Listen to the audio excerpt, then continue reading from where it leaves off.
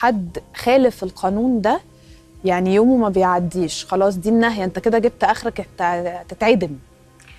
ما بينهم وما بين بعض لا، يعني في رولز زي ما بقول لك كده خاصه بيهم بحياتهم بارضهم، لكن الحاجه اللي ما بيعدوهاش ابدا هو احكام الجان على بني الانسان.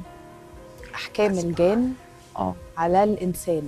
يعني مثلا هقول لك مثال، ده كان حد تاجر خشب، الحكايه دي حقيقيه مش خياليه ولا اي حاجه.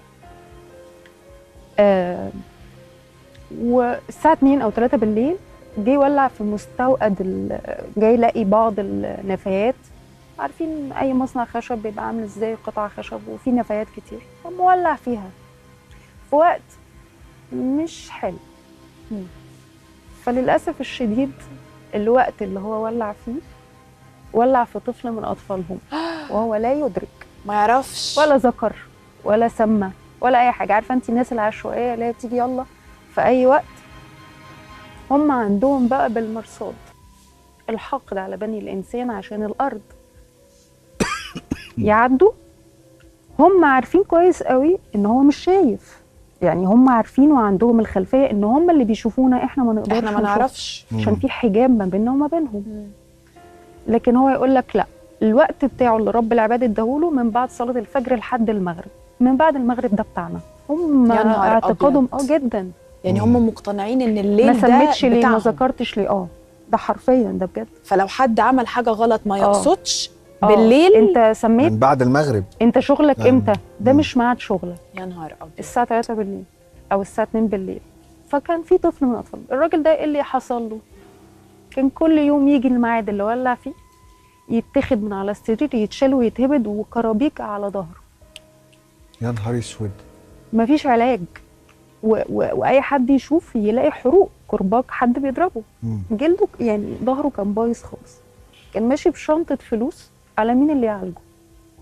راح لكل الشيوخ وراح لكل باب يطرق يمكن حد يعالجه، بس في احكام الجن.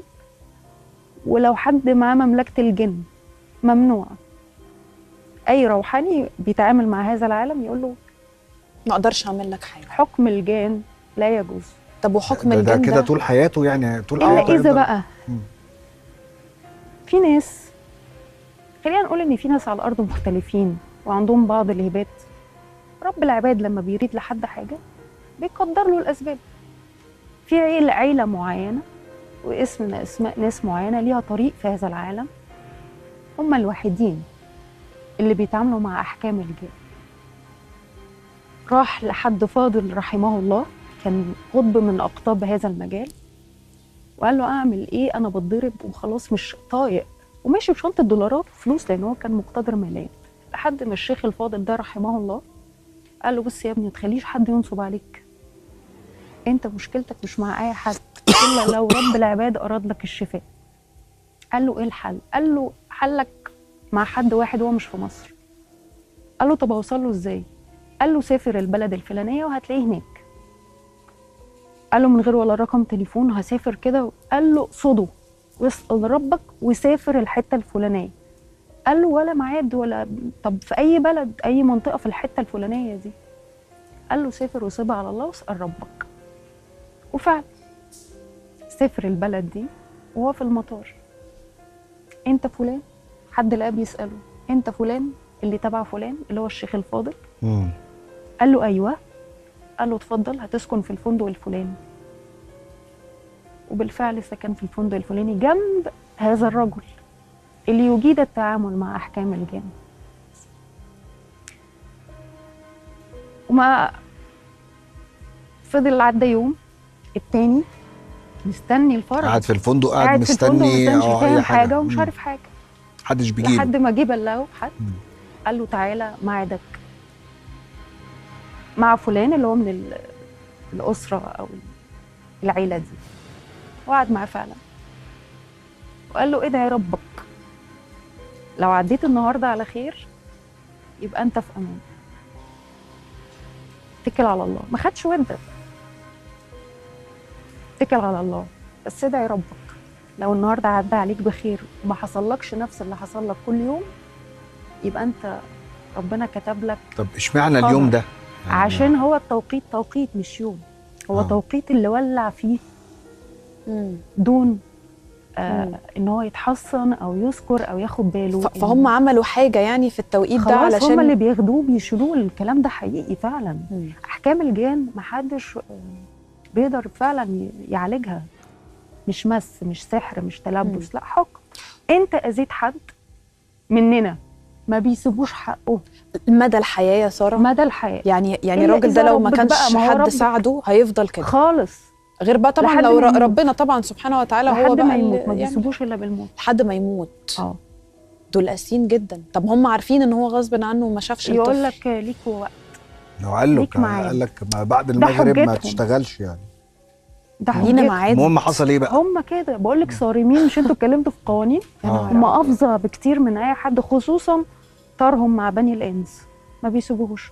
المؤمن منهم بيسيبوه لان هم عارفين كويس قوي خلاص اتهدوا ان رب العباد جعل بني الانس خليفه على الارض.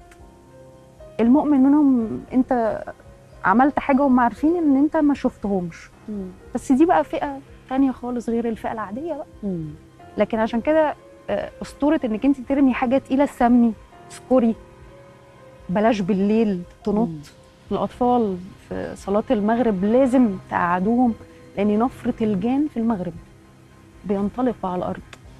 بينطلقوا في المغرب نفره عارفه انت هجوم. كانهم بيفتحوا وليهم عليهم دبه على الارض لا يعلمها الا من يتعامل مع هذا العالم. ليهم دبه يسمعها من يجيد التعامل مع هذا العالم. في ناس بتسمع الدبه دي طبعا. ليهم مواكب في الحضور لو انت استدعيتي حد قوي يعني. انت بتسمعي الدبه دي؟ انا وانا بقول لك بتعامل معاهم.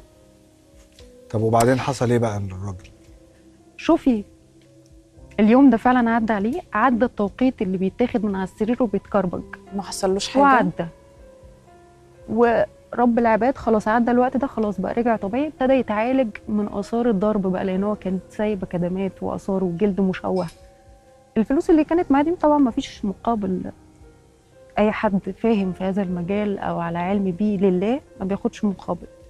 ورجع تعالج بقى، قعد يعالج بقى في ظهره بقى، ورجع مصر وخلاص ما بقاش يحصل له حاجه. بس بقى خلاص بقى. بس الوحيد اللي دله مين؟ اي واحد هيروح لك هيلعب بيك بفلوسك الا من رحم ربي بقى. فئه قليله جدا اللي بتبقى عارفه انت عندك ايه، تشخصك، مش تقعد تتاجر بيك وباوجاعك وتقعد تستنزفك فلوس. دول بتوع ربنا بقى، زي الشيخ الفاضل اللي قال له روح من غير مقابل طبعا، قال له شيل فلوسك دي. طب والشيخ برضه عرف الراجل ده منين يعني؟ عشان هو كان حد في هذا المجال، هو رحمه الله يعني، حد كان عالم في هذا المجال. انا اعلمه جيدا يعني. وهو اللي دله، قال له احكام الجان لا لو رحت لاي شيخ ما لهمش صرفه غير دول واحد. الراجل اللي راح له ده اكيد عمل حاجه عشان يخليه ما يحصلوش حاجه. الناس دي بتعرف توصل لبعض يعني. اكيد تواصل. اتكلم حد من الجان قال له اعفوا عنه في خطاب. لا مش اللي راح له في مصر بس توسط له. زي مين يعني؟ مثلا انا اعرف نانسي، فانت جيت لي ساره انا فيا كذا وكذا، فانا هقول لك بص روح سافر لنانسي في الحته الفلانيه. طب انا اوصل لها ازاي؟ مالكش شغله. فانا هكلم نانسي بطريقتي، ليا صله مع نانسي. فهو الشخص ده راح للبلد دي عن طريق الشيخ ده. بس نانسي مرسال بقى يعرفوا يخاطبوا بعض، بيجيدوا التعامل مع هذا العالم. انا اعلم جيدا ان انا اوصل لك رساله هتوصل لك.